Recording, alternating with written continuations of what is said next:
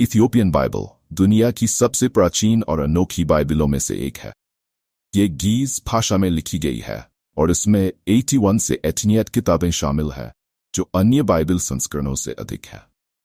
अतिरिक्त ग्रंथ इथियोपियाई बाइबल में वन एनॉक, जुबिलीज और बुक ऑफ द कॉवेनेंट जैसे ग्रंथ शामिल हैं, जो अधिकांश अन्य बाइबलों में नहीं मिलते। ऐतिहासिक महत्व ये प्राचीन ईसाई परंपराओं को संरक्षित करती है और इथियोपिया की धार्मिक धरोहर से गहराई से जुड़ी हुई है, जहां 18वीं शताब्दी में ईसाई धर्म को अपनाया गया था। इस विषय पर हम इस वीडियो में चर्चा करेंगे। प्रारंभिक ईसाई मिशन 4वीं सदी में जब सम्राट अजना ने ईसाई धर्म को इथियोपिया का राज्य धर्म बनाया, तो उन्होंने इसे अफ्रीका में सबसे पुराना और सबसे स्थायी ईसाई समुदाय में से एक बना दिया। उनकी शासनकाल के दौरान ईसाई धर्म को प्रोत्साहित किया गया और कई चर्च और मठ स्थापित किए गए। मठवासी जीवन और संरक्षण इथियोपिया के मठवासी परंपराओं ने ईसाई ग्रंथों और परंपराओं को संरक्षित करने में महत्वपूर्ण भूमिका निभाई। मठवासी समुदाय ने पुराने समय की पांडुलिपियों को सुरक्षित किया और धार्मिक शिक्षा का प्रचार किया, जिससे ईसाई धर्म का समृद्ध इतिहास सुरक्षित रहा। आधुनिक समय में ईसाई धर्म की रक्षा आज भी इथियोपिया में ईसाई धर्म महत्वपूर्ण भूमिका निभाता। देश में कई ऐतिहासिक चर्च और धार्मिक स्थल हैं जो ईसाई संस्कृति और परंपराओं को संजोए हुए हैं। इथियोपिया का संविधान भी धार्मिक स्वतंत्रता की रक्षा करता है, जिससे ईसाई धर्म को वहां बढ़ावा मिलता है और उसकी रक्षा होती है।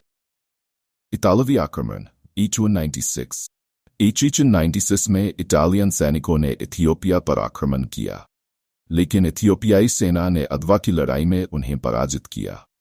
इस घटना ने अफ्रीका में औपनिवेशिक ताकतों के खिलाफ महत्वपूर्ण प्रतिरोध को दर्शाया और इथियोपिया की स्वतंत्रता को सुरक्षित रखा। इतालवी पुनराक्रमण 1935 1935 में इटली ने फिर से इथियोपिया पर हमला किया और 1936 में इथियोपिया को कब्जे में ले लिया, जिससे इटालियन ईस्ट अफ्रीका की स्थापना हुई। इस दौरान इटली ने अपने उपनिवेशी शासन को लागू किया और इथियोपिया को इटालियन साम्राज्य का हिस्सा बना दिया। ब्रिटिश हस्तक्षेप 1941 द्वितीय विश्व युद्ध के दौरान 1941 में ब्रिटिश सेनाओं ने इथियोपिया में प्रवेश किया और इटालियन कब्जे को समाप्त किया। इसके बाद हैली सलेसी प्रथम को फिर से गद्दी पर बैठाया गया और इथियोपिया की स्वतंत्रता बहाल की गई। सबसे पहले संपर्क स्थापित करने वाले अरबी व्यापारी थे, जिन्होंने 20वीं सदी में इथियोपिया के साथ व्यापारिक संबंध स्थापित किए। उनका मुख्य उद्देश्य इथियोपिया के साथ व्यापारिक संबंधों को बढ़ाना और इथियोपिया की मूल्यवान वस्तुओं जैसे कि मसाले और सोना की खरीदारी करना था। इसके साथ ही उन्होंने सांस्कृतिक और धार्मिक आदान प्रदान को भी प्रोत्साहित किया, जो दोनों क्षेत्रों के बीच संबंधों को मजबूत करने में मददगार साबित हुआ। संदर्भ हेनरी एक विशेष ऐतिहासिक या सांस्कृतिक संदर्भ में हो सकता है, लेकिन उनके बारे में विस्तृत जानकारी उपलब्ध नहीं है। प्रशिक्षण अगर हेनरिज ने इथियोपिया में प्रशिक्षण प्राप्त किया था, तो यह संभवतः विशेष प्रकार के युद्ध या सैन्य प्रशिक्षण के लिए हो सकता है, क्योंकि इथियोपिया में पारंपरिक युद्ध कला और सैन्य प्रशिक्षण का एक लंबा इतिहास रहा है। इतिहास इथियोपिया का इतिहास संघर्ष और सैन्य प्रशिक्षण से भरा हुआ है, जिससे यह अनुमान लगाया जा सकता है कि हेनरी का प्रशिक्षण भी इसी परंपरा से जुड़ा हो सकता है। यदि आप हेनरीज के बारे में अधिक जानकारी चाहते हैं, तो कृपया संदर्भ या विशेष विवरण प्रदान करें ताकि और सही जानकारी दी जा सके। ब्रिटिश आक्रमण अप्रैल 1968 को इथियोपिया के माकले में ब्रिटिश सेना ने आक्रमण किया। यह आक्रमण ब्रिटिश इथियोपियन युद्ध का एक महत्वपूर्ण भाग था। दैनी संघर्ष ब्रिटिश सेना, जो लेफ्टिनेंट जनरल सर रॉबर्ट नापियर के नेतृत्व में थी, ने इथियोपियाई सम्राट तेवोड्रोस II की राजधानी माकले पर हमला किया और जीत प्राप्त की। तेवोड्रोस की आत्महत्या ब्रिटिश सेना के हमले और हार के बाद सम्राट तेवोड्रोस ने आत्महत्या कर ली। उन्होंने आत्महत्या इसलिए की क्योंकि वह हार और अपमान के सामने खुद को असहाय महसूस कर रहे थे। आंतरिक और बाहरी दबाव तेवोड्रोस के शासन के खिलाफ आंतरिक विद्रोह और बाहरी सैन्य दबाव ने उनकी स्थिति को और भी कठिन बना दिया था, इससे उनके आत्महत्या का निर्णय प्रभावित हुआ।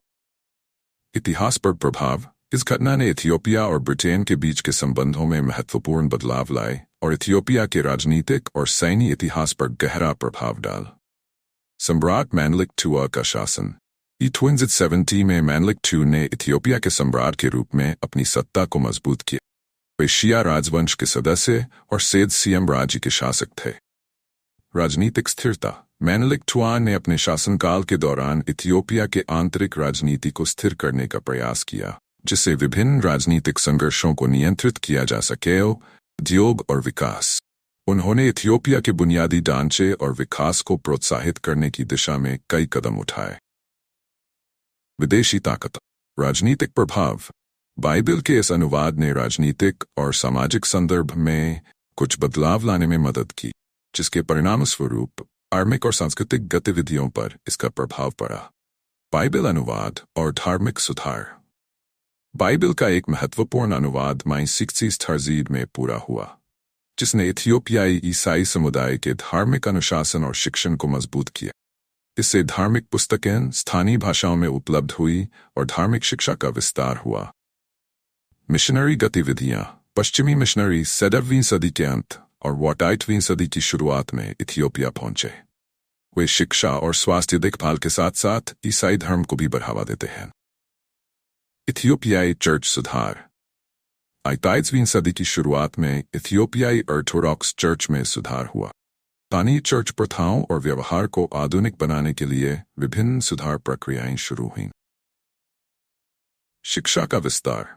19वीं शताब्दी के पूर्वार्ध में विभिन्न धार्मिक संस्थानों में शिक्षा प्रणाली का विकास हुआ।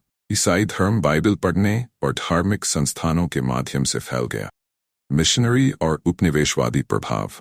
जैसे जैसे यूरोपीय औपनिवेशिक शक्तियों का प्रभाव बढ़ा, मिशनरियों ने धार्मिक और सांस्कृतिक प्रसार में महत्वपूर्ण भूमिका निभाई। इथियोपिया और विश्व युद्ध। द्वितीय विश्व युद्ध के दौरान इथियोपिया पर सैन्य आक्रमण से धार्मिक संस्थाएं कुछ हद तक क्षतिग्रस्त हो गई, लेकिन ईसाई धर्म की बुनियादी मान्यताएं और शिक्षाएं बरकरार रहीं। आधुनिक युग के प्रभाव।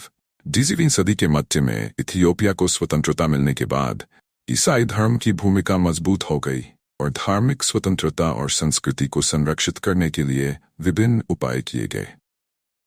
इन चरणों के माध्यम से इथियोपिया में ईसाई धर्म का विकास और प्रभाव समेकित हुआ, जो देश की धार्मिक और सांस्कृतिक पहचान का हिस्सा बन गया।